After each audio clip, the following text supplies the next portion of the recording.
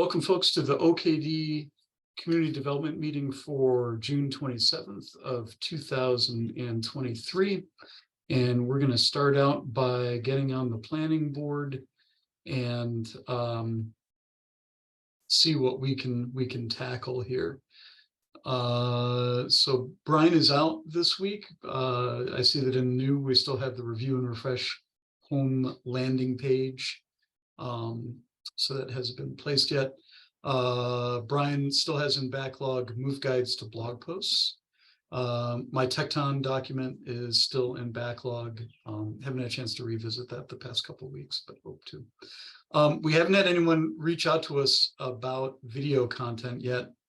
Mike, I did want to, one thing that happened at the last meeting, at the regular meeting last week that I wanted to bring up to you is, so the idea of a session, well, 3 sessions on basically the fundamentals of a cluster install and bringing up a cluster, in the sense of a session on FCOS and SCOS and how those get tweaked during installation.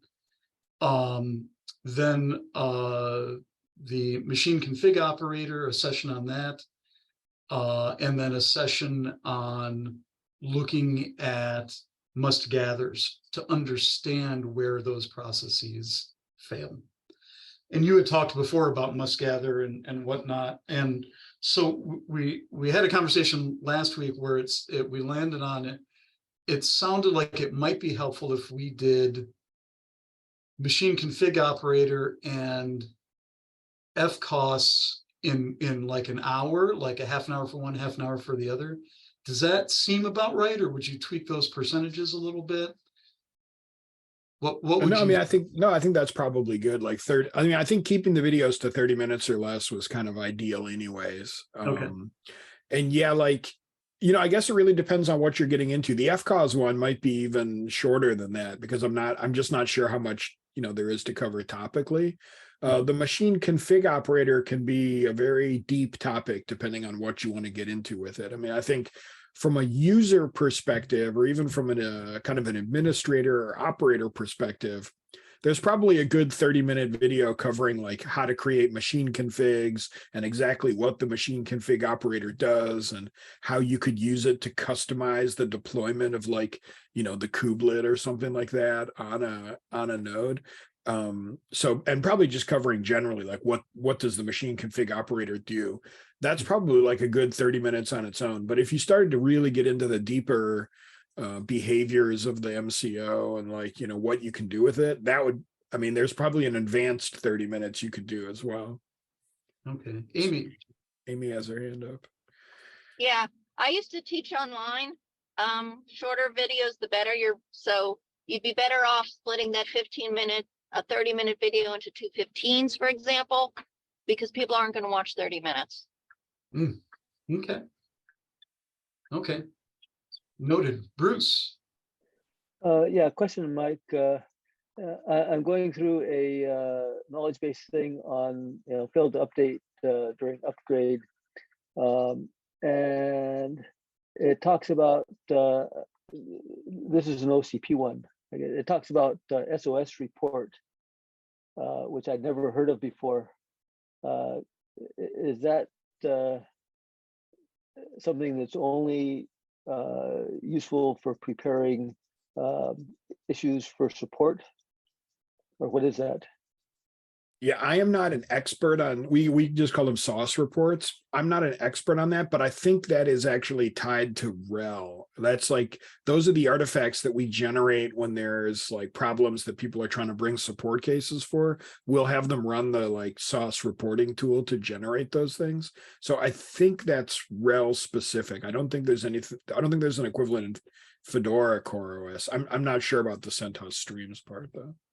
Yeah, it comes from a tool like a container image that gets downloaded, and I actually just use it for an OpenShift for an OCP cluster the other day, and it does look like the tooling is specific to OCP, and it asks you even for your bug report number to pair with the report and stuff like that. So I think we wouldn't be able to use it because it asks for information that obviously people wouldn't have if they were doing it on OKD.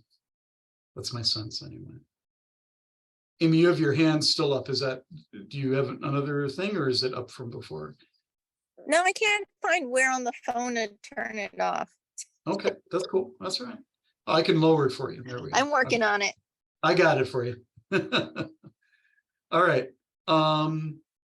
So does it make sense then, folks, to do like a 15-minute Core OS, like how does Core OS get tweaked on installation? Then like 15 minutes of machine config operator. The first 15-minute one being how does machine config operator work in the initial boot up process of getting the nodes configured, and then the second session tweaking and added changes and whatnot. Does that make sense? Is that where we're headed? Yeah, I mean, I think so. I think like doing like 15 minutes on like just what is the MCO, right? Like, so just kind of describing how it fits into the cluster and what it does. And then maybe doing another 15 minutes on what machine configs are and how users could use them. Because like for most of the part, you're not going to see a lot. The MCO is just going to do its thing and you're not going to worry about it. But like, it is good to understand how you could customize, the deployment and creation of like some of the low level objects that go on the machines. And then from the Fedora or from the Core OS side, probably what you're looking at is like a 15-minute video about like, how does Core OS work with respect to ignition, right? Because that's like the main way that you're going to be doing anything with it, right? So that's probably the first entry level to do. And then with respect to the other ones, like the Must Gather video, I'd put together a kind of a storyboard for what I wanted to talk about. But like going with Amy's suggestion, splitting that down into like even a 15-minute video might be even easier, and then could just really attack like a couple key points of what's going on there. So Okay. Yeah. Now the question then is, do we want these to be prepared videos, or do we want to have events where we invite people and you record and ask questions? Like, do you want to spend your time, do folks want to spend their time on their own doing it, or should we make this like a group effort for the videos? What's the thought on that? I mean, my feeling is I want to do prepared videos to share, but I think if we get into like a live streaming type situation where you have like content going back and forth, that almost sounds more like an event of some sort, right? Where it's like, okay, we're going to get together, we'll have a presentation, and then we'll have like this Q&A session or whatever. I don't know how that goes over, but that would, that's also kind of an interesting topic, I think. Okay, and Amy said, and I can edit videos if needed. Yeah, both of us can edit videos, so we've got good video editing chops here amongst this group. So does it make sense then to have these basic videos, and then if there seems like there's interest on top of them, do live event? Because my sense is that time is probably hard to find for the Core OS folks to do like a live thing. That we would probably have more luck if we said to any one of them, hey, can you do a 15-minute recording, as opposed to, hey, can you set aside half an hour or an hour on this specific date or whatever. So that would be my reading of things from the Core OS side. And Mike, you said you'd sort of prefer to do planned recordings. I don't know. What do other folks think?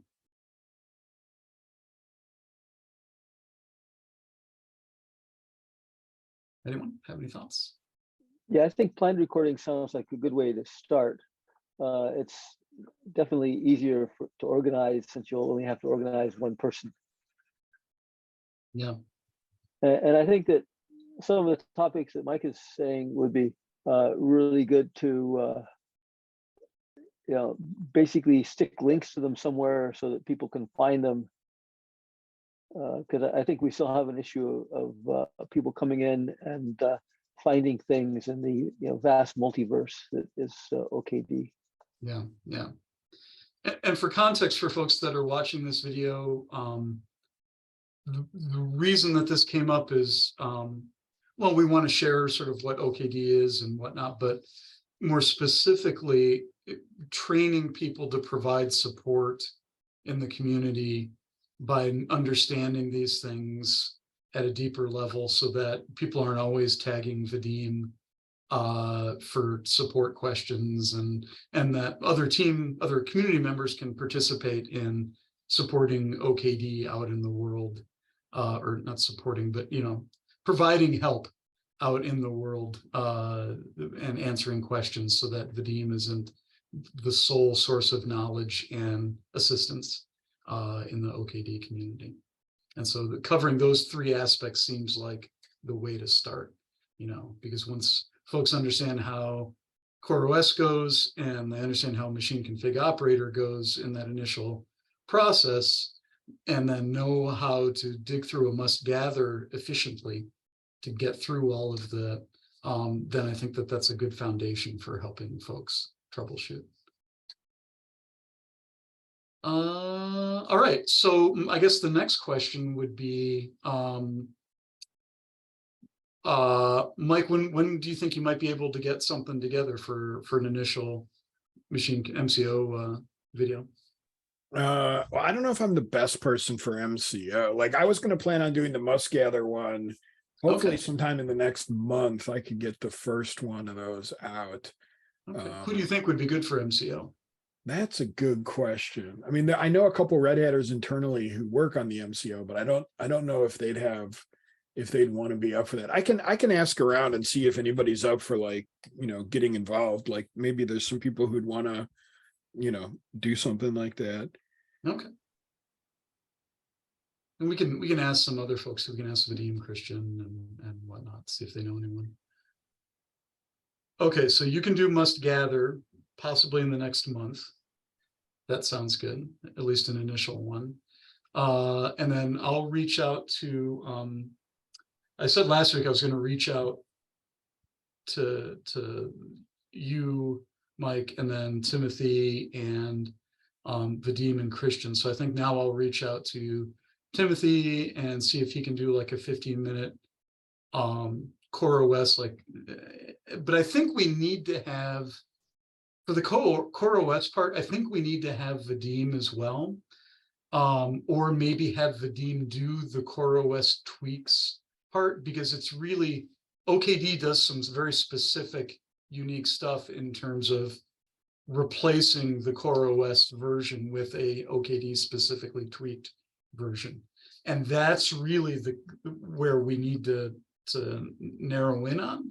So it might be good to maybe ask Vadim if he could do that. So I'll reach out to him, but I'll reach out to Timothy as well and see what he thinks. And then we'll see if we can find amongst all of our contacts someone to do MCO. I mean, it sounds like there's probably like two, like if we're talking 15-minute videos, and I think that's probably good in terms of keeping, like, if we keep them smaller, we can probably also have a better cadence of content. Like, I would almost say, like, if we could get Timothy to do a video on, just kind of like, what is Fedora CoreOS? Like, what does Ignition mean? How does it work? And then the next one is like Vadim talking about how we use Ignition to change and tweak Fedora CoreOS for OKD. Like, that's kind of like a nice 1-2 combo. And then we're not kind of overloading one video, right? We can keep them a little more spaced out that way. Cause, like, I'm thinking about the issues that people bring up in the channel a lot and the ones that I see on GitHub, and it's like, people are always asking these really specific questions about, like, why doesn't my network configuration work when I'm trying to do an installation? Or, like, why can't this overlay work the way I want it to? And, like, some of those things are just, they're really difficult questions to answer in, like, a general purpose video. I mean, I think this goes back to, like, okay, we can show people, like, how to debug what's happening during an installation. And maybe we can show them, like, how they can tweak the configurations and how they can set up the MCO to be serving different, like, Ignition files that might be used and whatnot. Those are probably the good things that we can share, but there is still going to come down to a point where, like, people are going to have to figure out, like, okay, like, something messed up here, and you're going to have to like unwind this and figure out like how do you get it, back on track or whatever. And I just think it's tough, it just takes experience. And at some point, it would be cool if we could do, I don't know how we would do this, but to arrange some sort of ride-alongs where if someone happens to be online at the same time, Vadim or someone else in the know is going to be looking at like handling like a discussion item and that came in, or a bug that came in, like have them sort of via chat or video either sort of hang out with Vadim or whomever is troubleshooting to see what they're doing, and that might be kind of helpful as well. I mean, there's a good idea for a Q&A discussion kind of video, right? Like look through the issues that we have now and kind of the Slack logs and say like, are there some general questions that have come up multiple times, or is there a question that's been answered several times? Like, and then could we use that as the basis for like a kind of like a not a staged, but like a set up ride along where we say, okay, look, this is a question that we see people asking a lot about how to configure some piece or whatever. Let's walk through the steps of like, if you saw this error, what would you do next? And maybe that's the kind of video where we could kind of say, well, look, we're going to prime this with questions that we know are very relevant and use that as the basis for like a Q&A kind of thing. Yeah, I like it. That could also be a good live stream. The trouble with live streams is it's great if we do them as an event, like, hey, this week we're, next Thursday we've decided we're going to do a troubleshooting live stream. But if you don't have a regular cadence on a show, you don't get a lot of people. But I think this could be something we could do as an event. All right. All right. I think we've got enough to move forward with this. That's great. Thank you for your input, everybody. I think this is going to be good and very helpful. All right, let's see what else we have in the backlog here. Write up project board guidelines. That's in backlog. No one's taken that yet. Update the installing OpenShift on a single node instructions in the end user docs. We don't, that's still in the backlog. Backlog also create page outline, release cycle, and support assistance. I started working on that, but it's just ideas thrown on a page, nothing yet substantial. All right, what do we have for ready? Investigate available tutorials for setting up OKD to determine if we have good options to refer people to. I have not seen any movement on that, but really we just need to prune through the stuff from the stuff that Mr. Branch organized for us. And he hasn't been, he wasn't at, I don't think he was at last week's meeting, but we can bring this up at the next meeting to just say, okay, what do you, which of these do you think are the most helpful to just point people to, like have on a page or something like that.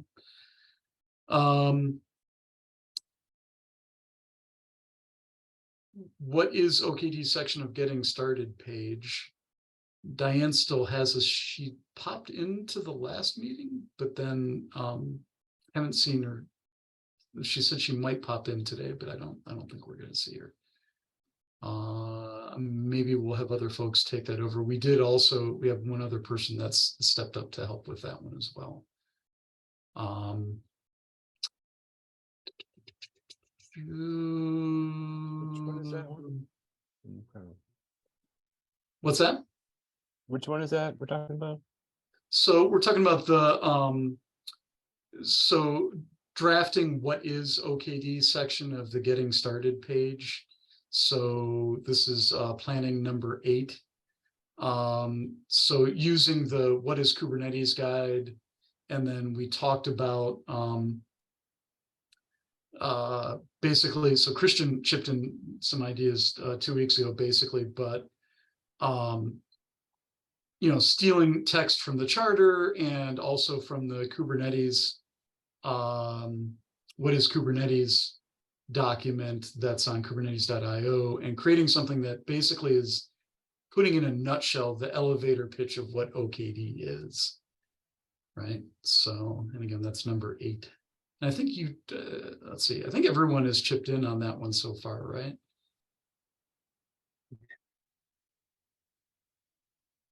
And I mean, I could try to help out with that. I'm not sure how much time we're going to have. yeah, that was the one. I think you chipped in on it like September of last year. Yeah. The platform repurposing the OpenShift container platform overview. Well, we did have someone volunteer last month to do this, so Okay. I think we're good. So yeah, if we need you, we'll drag you in, but we just need something that's like in a nutshell, like what is OKD, and that isn't like total market speak, because that's one of the criticisms that's come out of the web page, is that the front page is very sort of markety speak and not really sort of a core statement of what it is. As I recall, that section I posted is good. It's not Okay. marketing speak. We try to avoid marketing speak, so Okay, excellent. might be helpful. Okay, cool. Then the next one that's ready is Brian's got this with Christian, which is creating a community catalog of operators for Operator Hub. We had the work group meeting. We had this meeting 2 weeks ago where we had the discussion on that, and that was super helpful. I'll get the video up shortly for folks that, I don't know if folks noticed, but I actually got like 5 videos up in the past like 2 days. I'm getting through the backlog of videos. So the one from 2 weeks ago should be up by the end of the week. And that was super helpful for everyone that wants to work on operators. And so we just need to come up with next steps for that. So we'll wait for Christian and Brian to get on the same page for that. And then a bunch of us are on the one for investigating CRC on OKD option from the Red Hat team. Need to ping those folks again to find out how we can sort of contribute more directly to CRC. Haven't gotten a response from my last one. We'll do that again. Brian's going to do the define community processes using projects in GitLab. So the process for giving folks access to start contributing stuff as we get all of these projects going. We don't have someone to help redesign with the OKD homepage. So if folks know anyone with HTML skills and web design type skills and putting moving elements around and stuff like that, we could use some help for that one. And that's a good sort of first issue, I think, for anyone that does web stuff. So in terms of volunteers, we really need someone to do web stuff right now. Do we have a target around what the kind of definition of done would be there? Yeah, we do in that item. So if we look at, and this is planning item number 24, there's a discussion thread there where we started to get, or we encourage folks to give feedback. And doesn't look like anyone's given any feedback, but we did have a meeting. I think you were at that meeting, Mike, maybe about a month and a half ago, where we talked about things that we wanted to change. I'll get that, make sure that video is up. And we need to codify the things that we talked about. Brian took notes, but I don't know that he's actually turned that or added that into the discussion thread there. But basically the stuff from the meeting from a month and a half ago about ditching certain elements and bringing other elements to the forefront, getting rid of that list at the bottom that's like the commons participants and stuff like that. There was a bunch of stuff that we came up with that I think that ultimately we can massage that into a very concise issue of done, definition of done. Yeah, because here, my feeling as we're looking through these issues on the board now, and especially, because I know we're talking about how do we get more people involved? How do we kind of get things moving and stuff here? I think, something like that card, the redesigning OKD homepage card, I mean, it sounds like a great epic, but if we were able to decompose that card into you know, a bunch of subtasks that were like, for example, I'll go with the last one you said, like taking off the contributors on the bottom or something like that, right? And we say, this is a good first issue. Like, we just need someone to go in here and kind of edit these things and take this out. That's like very consumable. Like anyone in the community could take that on. And we start to look at like, how can we move cards across the planning board here, right? Like, how can we decompose these so that they're like kind of bite-sized chunks that someone in the community could actually, you know, get into? Because right as we're looking at it right now, like this redesigning OKD homepage as a card, it's kind of like a big epic, right? And like ideally we'll have a bunch of stories or tasks under that where it's like, we'll know how close we are to achieving whatever we wanted out of the redesign by the decomposition that we've done to like get, you know, to kind of figure out what the work that needs to be done there. So I think we probably need that in order to help like unblock some of these things, you know? Yeah, I think that's good. So I need to decompose the suggestions from the web meeting into an epic with bite-sized tasks. Does that sound about right? Yeah, absolutely. Okay, all right, I've added that comment to that one, and then once Brian is back, we can move into doing that, because he took notes, but they weren't added to this, so I'm not sure exactly where they are. Add latest news section to the homepage of OKD. That's sort of tied to the redirect one, so it's I think part of that documentation thing. And review survey responses. So I'm gonna put that one to backlog, because at this point we're gonna want to review the survey responses for the 2023 survey, which is out. And I looked, and we now have, actually I can check right now to see if we've gotten any more. The survey now has 15 responses, so that's good. If we could promote the survey, so I'll post something again in the various forums, but if we could get folks to promote the survey for anyone that you know that's using OKD, so that we can get that feedback, that would be super awesome. And again, the link to it, I'll put it here in the chat. So I've moved the review survey responses to backlog, because we'll focus on the 2023 survey responses and glean what we can from those. Mr. Branch hasn't been around for defining the diary calendar process to update roadmap guides and glossaries. I've got some ideas.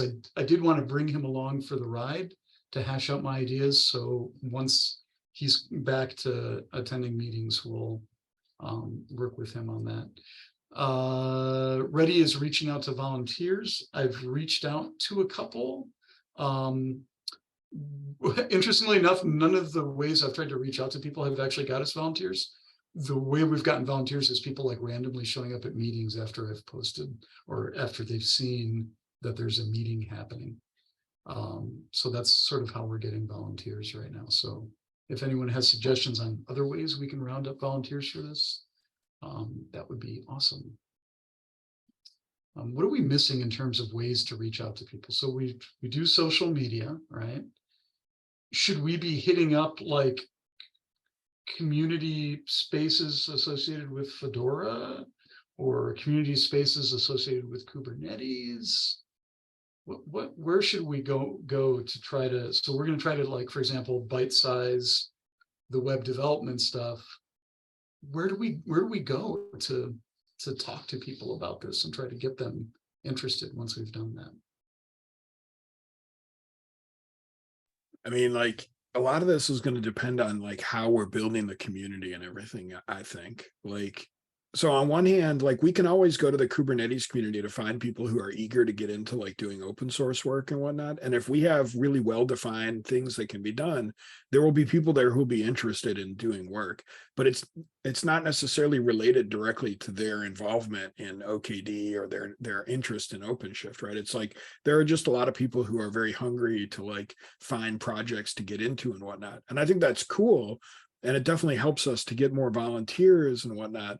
But I think like ideally we want to be connecting with people who have an interest in like becoming more involved in like OKD, right? Like people who want to use it or run it or want to do something with it. And I'm not sure how we connect, you know, how we connect the dots for those people and say, okay, like, you know, you want to be more involved in OKD, like here we've got all these tasks we're looking for help with, like what seems interesting, how can you get involved, you know, like in terms of reaching out, like we would have to be creating opportunities for people to like, you know, become more involved and use OKD more or get more into it. And that is like a little more nebulous for me, I guess. Okay. Some ways of doing stuff like this is someone goes and gives a talk. You spend a couple minutes afterwards talking to the people. If we have documentation that's good for onboarding, you know, you can definitely hand them a link. If not, you actually take the time, you know, to sit with them and tell them how to get involved and how, you know, what we're looking for. You know, so you could even at a Kubernetes conference or a meetup, which are good places as well, maybe an intro to OKD talk, you know, where it's very basic. Some of the stuff we've been talking about is what is OKD and all that. And then how do you get involved? This is how you can get involved. These are the different ways you can get involved. So there's definitely opportunity. Meetups are more frequent than like trying to get into KubeCon, which I think might be closed at this point anyways. But those are some things you can definitely do. Excellent. Thanks, Amy. All right, let's consolidate that feedback into that item. If folks want to chip in their comments, that's number, what was the volunteer one? Reach out to volunteers. So that's planning number 15. If anyone can add comments to planning board item 15, that would be helpful when you get a chance. And planning number 35, define the process to create a doc PR, right? So that's, and we have someone assigned to that. That's still in the ready stage, and the gist is to basically how to do PRs for the page builds in our system, and that'll be helpful once we get that done. So we've got that one assigned. That one's in ready. In progress, create documentation for single node installer. We've got a bunch of people on that.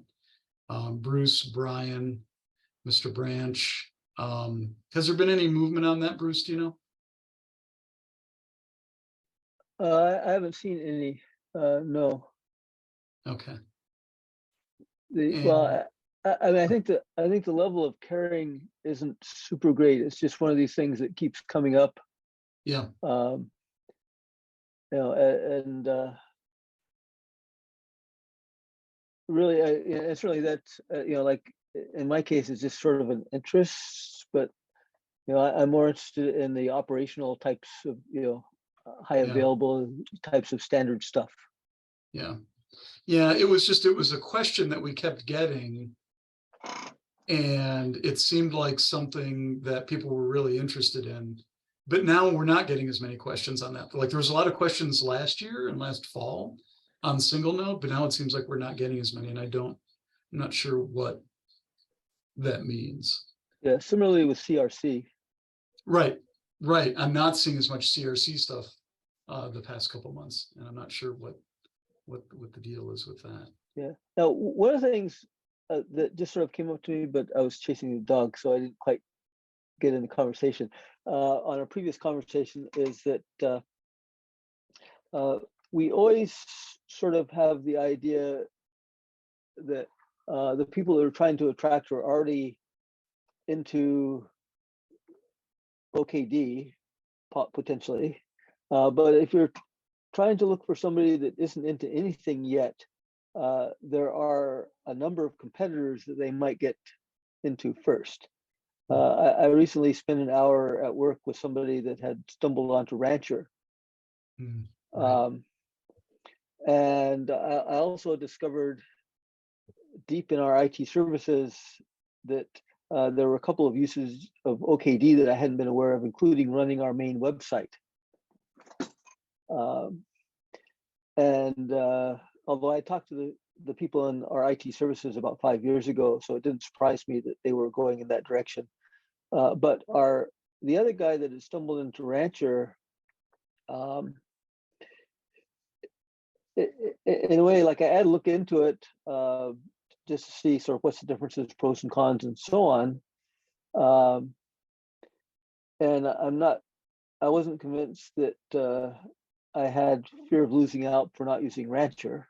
Okay, after I looked into it, but somebody that's just starting is going to stumble into whatever looks the flashiest and the easiest to get into.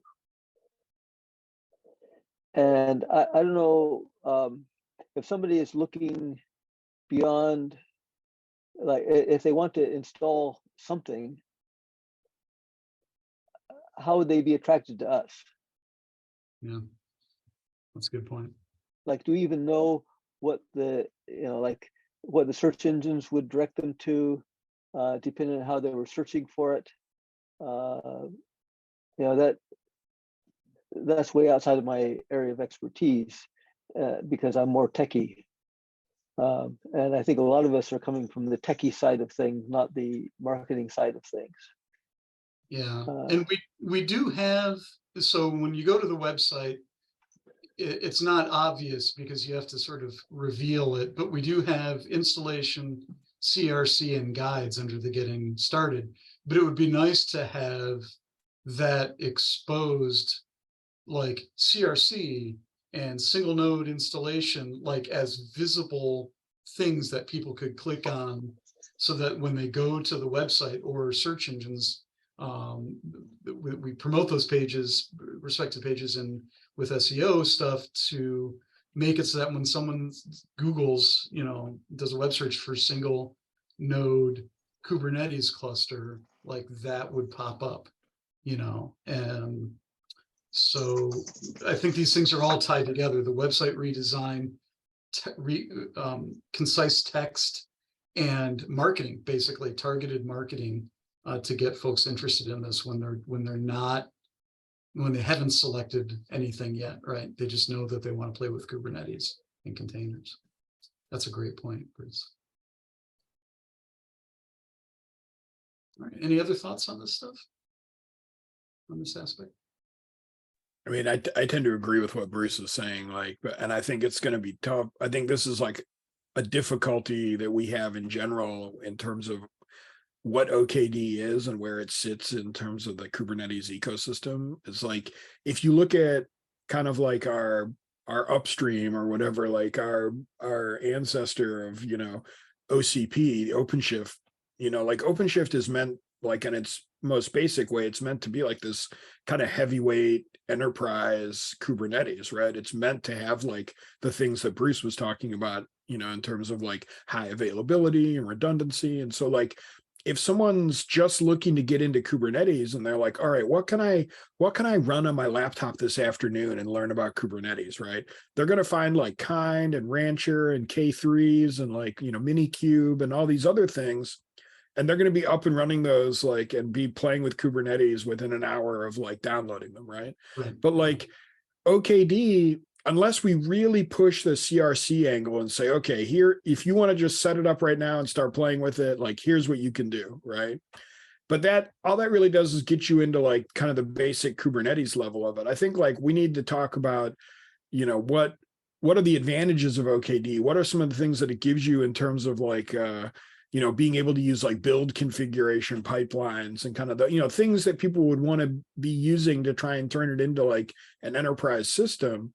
And how do we get someone playing with that in like an afternoon so that then they're thinking about, okay, maybe I want to try to do a 5 machine install or a 3 machine install to see what this really looks like when I kick the wheels or whatever.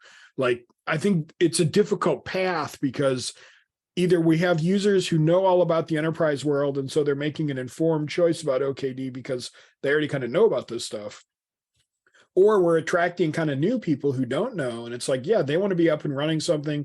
They want to, you know, have the web server deploy and serving a web page from their Git repo or whatever. Like I can imagine demonstrations that we could do that would get people interested in it, but they kind of come back to the notion of someone has to be able to like install OKD in a very small footprint in not a lot of time so that they could start doing something with it, right? And then, you know, and then the new user could go on to do other things. Yeah, I like think that. one point of entry is also from the sort of GitOps side, although that's a buzzword, but I was noticing that it's sort of gotten to the place of where just about everybody is familiar with Git these days, okay? And either GitLab or GitHub. And both of those are pushing CI/CD capabilities. And so then if that's your entry point, then the next question is, well, okay, so where is all this deployed?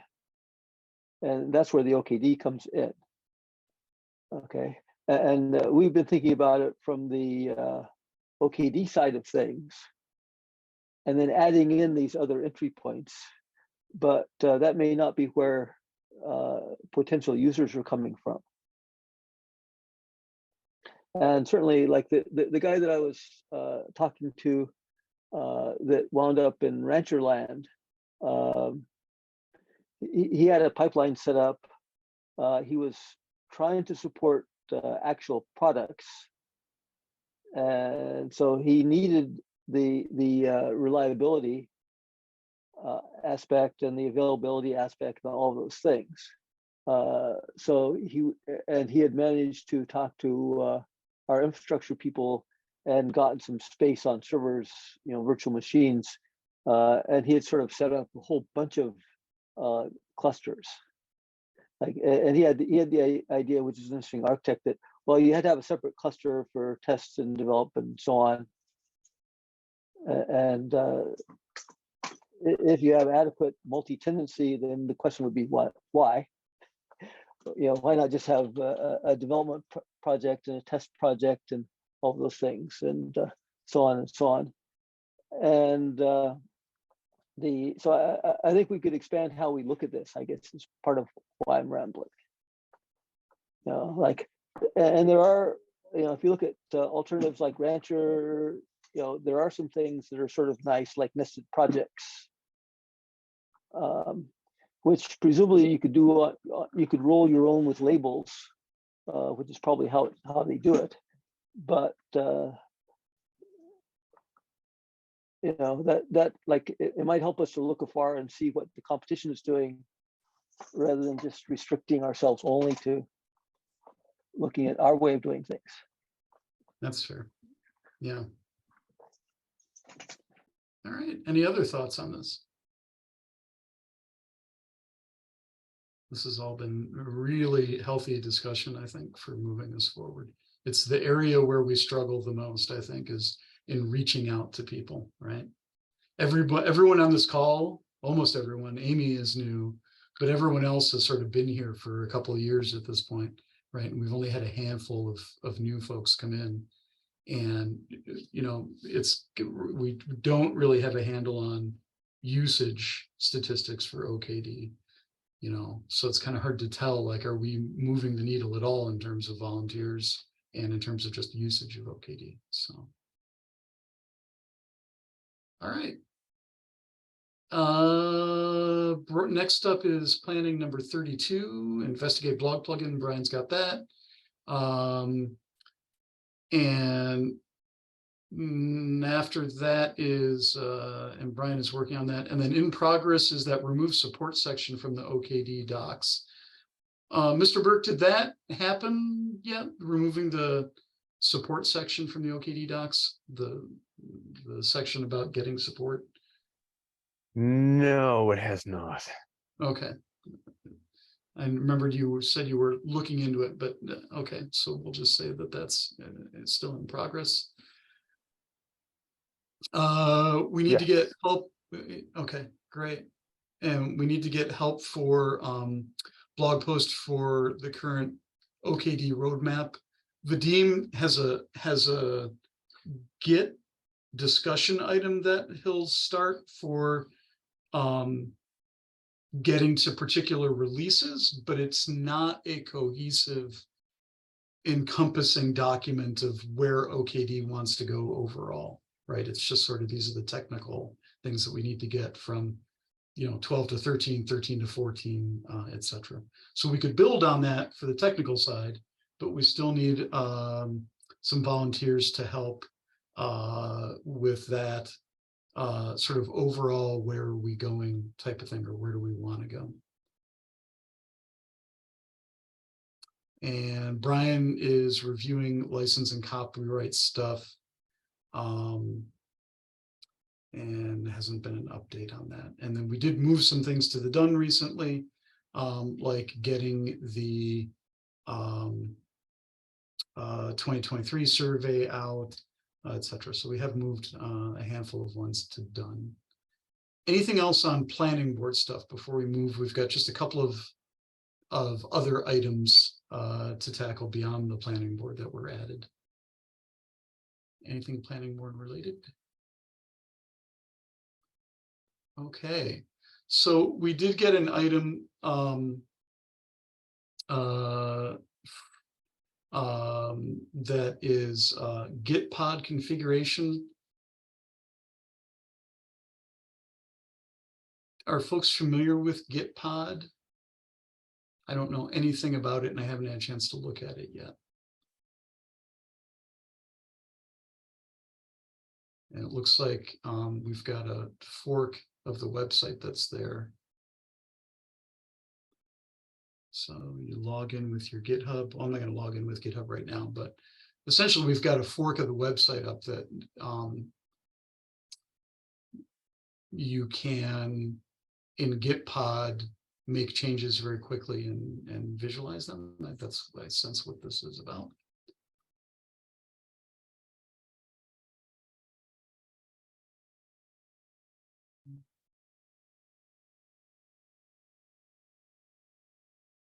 I don't know if anyone has any input on that. I've never used it, don't know anything about it, and I have not had a chance to look at Gitpod yet. Anyone? Anyone have experience with it? Okay, all right, well, let's take a look, and we'll talk about it at the next meeting. In the last few minutes, I wanted to ask or provide an opportunity for anyone, if they wanted to weigh in, and I'll ask this at next week's working group meeting, weigh in on the announcement from Red Hat in terms of repository source placement in repositories. And for folks that don't have the context, there was a blog post. Now there's been 2 blog posts from Mike McGrath, is that his name? About basically the focus is shifting to CentOS Stream, and that will be where folks can pull source from for their derivative projects. And Red Hat's RHEL source is going to be available to registered developers and registered customers and whatnot on the Red Hat portal, like within the Red Hat portal.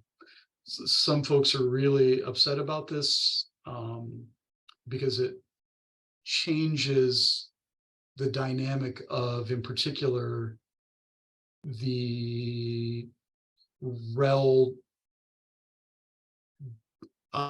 derivative distributions, right? Alma Linux, stuff like that. I don't know that there's any implications for us, but I wanted to, I mean, we're working off of CentOS Stream now anyway with our builds. So I don't see that this impacts us in any way, but I wanted to give folks an opportunity if they wanted to say anything, and if they think that this impacts us in any way, to say something. There shouldn't be any impact to OKD. As you already mentioned, we're using Stream and also Fedora. This is mainly impacting how the redistributors would have to package their builds.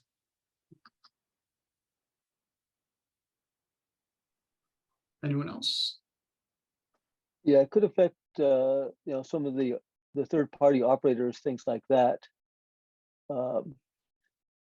So I guess what would be implied by all of this is the unified base images are going poof, and anything built on them, because they're all rel based, right? I don't think this would impact UBIs. I mean, the UBIs, I think, are still going to be provided through the registries, I would assume. Okay, but they're rel based, aren't they? They are, but it's not. But so this is more about source code than it is actual. Right. Okay. So Yeah. maybe it's not a big deal. Yeah. Yeah, it's not source code, it's the source RPMs that Red So Hat sorry, source RPMs, correct. Yeah. and then puts on Git. So they're saving manpower, infrastructure, and everything else by no longer putting building the source RPMs and putting them on CentOS. Right. But Right. the source code itself is still available.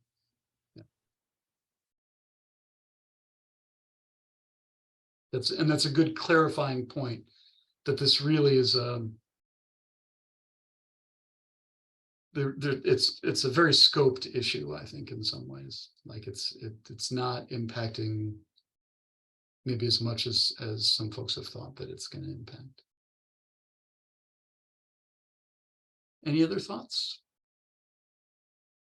All right, doesn't seem like folks had anything they wanted to say. I was reached out, a couple of folks reached out to me and said, how does this affect OKD? Is this going to change your direction or anything like that? It doesn't sound like anyone has a consensus here that it will. It doesn't sound like anyone in any way feels that's going to really impact us too much. I'll bring this up, give folks an opportunity at the working group meeting next week. And then it might be just a non-issue. So. All right, cool. Any last minute thoughts in the last few minutes that we have for the meeting? I mean, I do think there's an interesting discussion to be had from the perspective of like, what if, would we ever see a day come where someone would try to like repackage OKD or something like that, or repackage like OpenShift or whatever, in the, in the same manner, because all the sources are open and everything. Like, I think it's a very different use case, because in the case of RHEL, we're talking about like the source RPMs and whatnot that people are rebuilding. And here it's like, it's a much different scenario, but like, yeah, like I kind of agree with that. Like, I'm not sure there's much of a statement that we really need to make, concerning it. But I mean, obviously I'm also wearing a red hat. So like, take my opinion with a grain of salt. You're guilty. You were bought out by IBM. We know all about it. Totally. And share the CentOS board. So source code still available. There we go. The source RPMs are no longer being published by Red Hat. Yeah, and that's a lot of infrastructure and time to do that, and folks can still contribute in there's a lot of misinformation that people are like, well, we can't contribute anymore. We can't. And it's like, all of that is still possible, But now you can contribute. That's the point of Stream. Yeah. We haven't done a good job of communicating. And to be honest, we were making a push to do a lot more talks this year. Now we might feel like we need to back off just not to be attacked, but no.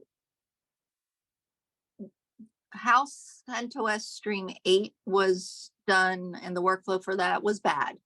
But CentOS Stream 9 really makes it more friendlier for people to contribute to it, and 10's going to be even better. And there we go. Excellent. All right, very cool. Well, I'm glad that we had this discussion. We're at time pretty much, so thank you folks for all of this. Let's get a conversation going in the chat in regards to organizing these video sessions, so that we can keep that momentum going, because I think that'll be helpful in terms of providing assistance to our community of users. And then we'll also maybe have a side discussion about sort of organizing these thoughts that we had about, getting volunteers and whatnot. Thank you all, and we'll talk to you next time. Thanks all. Later.